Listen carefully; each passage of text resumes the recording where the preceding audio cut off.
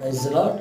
ఈ యొక్క దినము వాగ్దానము సామెతల గ్రంథము 6వ అధ్యాయము 20వ వచనము. నా కుమారుడా, నీ తండ్రి ఆజ్ఞను గైకొనుము, నీ తల్లి ఉపదేశమును త్రోసివేయకుము. ఈ ఉదయకాలంలో దేవుడు నీతో నాతో మాట్లాడుతున్న మాట, నా కుమారుడా, నీ తండ్రి యొక్క ఆజ్ఞను గైకొనుము, నీ తల్లి యొక్క ఉపదేశము త్రోసివేయకుము. ఈరోజు నీ తండ్రి మాట, నీ తల్లి మాట నువ్వు వింటున్నావా లేదా? ఒక యవనస్తురాలా దేవుడు నీతో మాట్లాడుతూ ఉన్నాడు.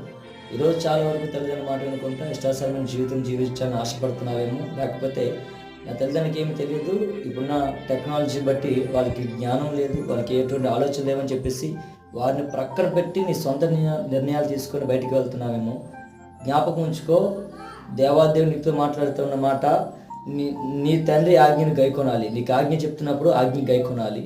నీ తల్లి యొక్క ఉపదేశాన్ని ఆలకించాలి. అంతేగాని నీ సొంత నిర్ణయాలు తీసుకొని వారికి ఇబ్బందికరంగా, వారికి అవమానకరంగా నీ జీవితం మారడం వీల్లేదు.